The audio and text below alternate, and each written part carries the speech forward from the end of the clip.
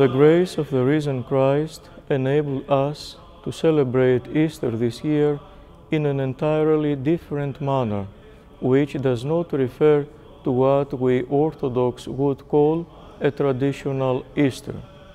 The pandemic that engulfed all of humanity created new situations and new circumstances which physically separated us from the space of the Church and distanced us from Holy Communion. All of a sudden, we found ourselves outside of the bridal chamber of Christ, and from afar we tried to experience the greatest events of the Orthodox Church. God allowed this to happen in this way for reasons that He Himself knows. We glorify Him and we give Him thanks because we know that even from within this trial, something good for our salvation will most certainly transpire. I believe that one of the greatest lessons that we have learned during this time is that in the end, we must not lose sight of our daily and living fellowship with the person of Christ.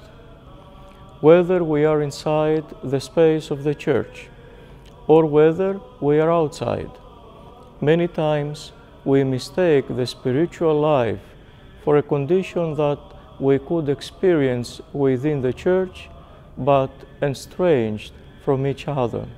Such a thought is convenient and appeases our conscience, primarily when we have taken our neighbor out of our life. But the resurrection of Christ teaches us the communion of heaven and earth, the relationship of those living with those who have departed, the unity of all people amongst themselves. This year's resurrection presents this great challenge for all of us. We experience it removed from the space of the Church, but I want to believe not isolated from the person of our neighbor. Ultimately, the pandemic closed our churches. It deprived us from Holy Communion, but it united all of us in the name of Jesus Christ as one great family and taught us something that for many years we had forgotten: family prayer.